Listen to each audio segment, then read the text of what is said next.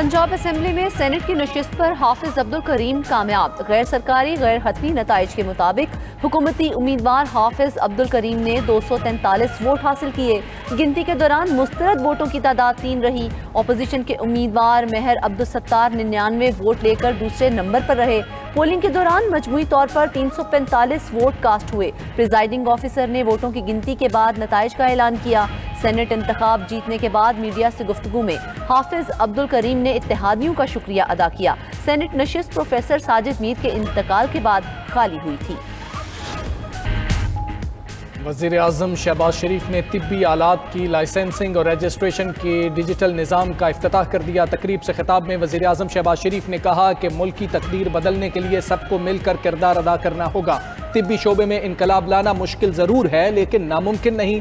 हमें जवाबदही के निज़ाम को बेहतर बनाना है। इत्तेहाद, यकजहती और अनथक मेहनत से खुशहाल मुस्तकबिल की मंजिल हासिल करेंगे। ड्रैप के CEO को मेरिट पर तयनात किया गया है।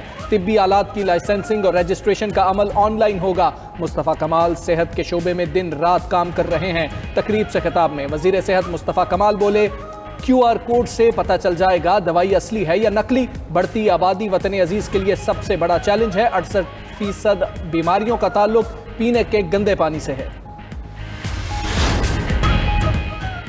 वज़ीर आला खैबर पख्तूनख्वा के एक बार फिर नाकाबिल ज़मानत वारंट जारी। District and session court Islamabad ने गिरफ्तारी का हुक्म दे दिया। अली अमीन गंडापुर के खिलाफ असलहा और शराब बरामदगी केस की समाअत। अदालत ने पुलिस को अली अमीन गंडापुर को गिरफ्तार करके पेश करने का हुक्म दिया। अली अमीन गंडापुर अदालत की जानिब से दी गई आखिरी मोहलत पर भी पेश न हुए। अदालत ने वज़ीर आला की हाजिरी से इस्तस्ना की दरख्वास्त भी मुस्तरद कर दी। अदालत ने केस की मजीद समाअत 22 जुलाई तक मुलतवी कर दी।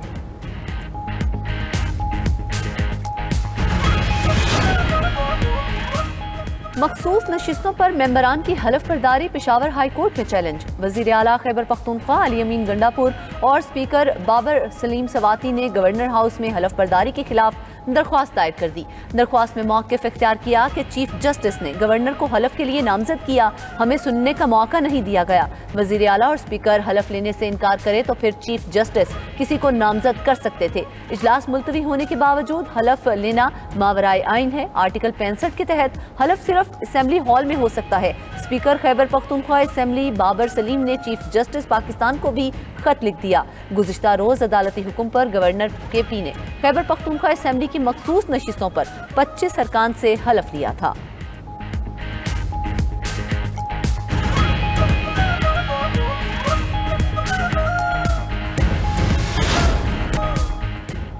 वफाकी वज़ीर दाखिला मोहसिन नकवी का FIA हेडक्वार्टर इस्लामाबाद का दौरा। यादगार शोहदा पर फूल रखे और फातिहा ख्वानी की। FIA की जदीद खतूत पर तंजीम नौ का फैसला। वज़ीर दाखिला मोहसिन नकवी ने जामे प्लान तलब कर लिया।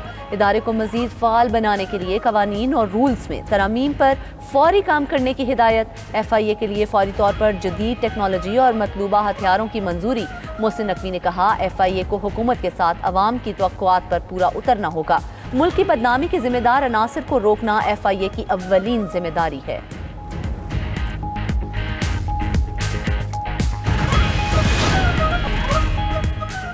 वज़ीर आला मरियम नवाज से deputy speaker Punjab assembly Malik Zaheer Iqbal Channar की मुलाकात। सियासी सूरत हाल और जनूबी पंजाब में जारी तरक्याती मंसूबों पर तबादला ख्याल।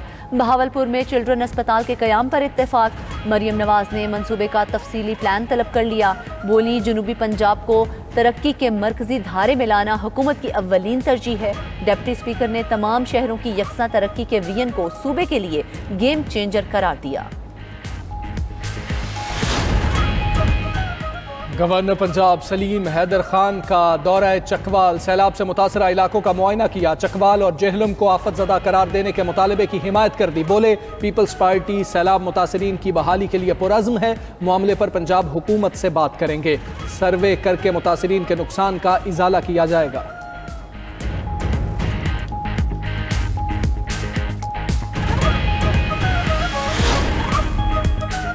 मानसून का चौथा स्पेल बरसने को तैयार। पंजाब, खैबर पख्तूनख्वा और बलूचिस्तान में 25 जुलाई तक मूसलाधार बारिशों की पेशगोई। पहाड़ी इलाकों में लैंडस्लाइडिंग का खदशा, रावलपिंडी में रेस्क्यू टीमें हाई अलर्ट, एम्बुलेंसेज और कश्तियां तैयार। रावल डैम के स्पिलवेज को दोबारा खोल दिया गया। बलोचिस्तान में मूसलाधार बारिश से नदी नालों में तुगयानी, सैलाबी रैले से हरनाई का मुल्क भर से ज़मीनी राब्ता मुनक़ते। मच में भी तूफ़ानी बारिश, नशेबी इलाके ज़ेर-ए-आब, कौमी शाहरा मुख्तलिफ मकामात पर बंद। कंबर शहदाद कोट में धामरा नहर में 50 फीट चौड़ा शगाफ, कई एकड़ पर खड़ी धान की फसल ज़ेर-ए-आब। जैकबाबाद में बेगारी केनाल में भी शगाफ पड़ गया, पानी आबादी में दाखिल हो गया।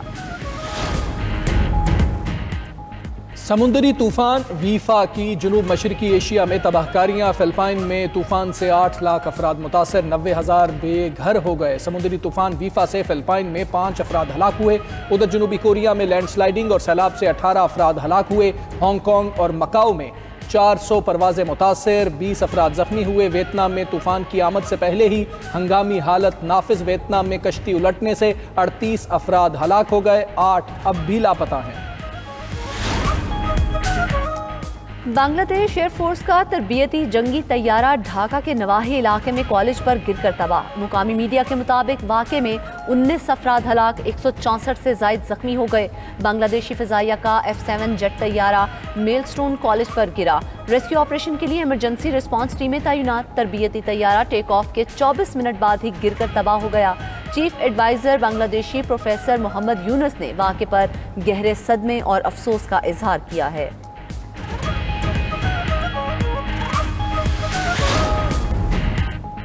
रूस के दारुल हुकूमत कीव पर रूसी हमले में एक शख्स हलाक, 7 जख्मी हो गया। मेयर कीव का कहना है कि रूस के ड्रोन्स और मीज़ाइल हमलों से 4 अजला मुतासिर हुए। हमलों से मेट्रो स्टेशन, दुकानें, रिहायशी इमारतें और एक स्कूल को नुकसान पहुंचा। यूक्रेनी फ़ज़ाइया के मुताबिक रूस ने 426 ड्रोन्स और 24 मीज़ाइल दागे। सिर्फ 23 ड्रोन्स ने अपने हदफ को निशाना बनाया।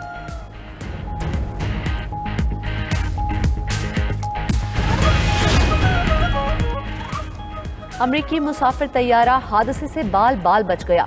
डेल्टा एयरलाइंस के तैयारे में दौरान परवाज आग लग गई। इंजन से निकलते शोले कैमरे में भी महफूज हो गए। पायलट्स तैयारे की लॉस एंजल्स एयरपोर्ट पर लैंडिंग कराने में कामयाब रहे।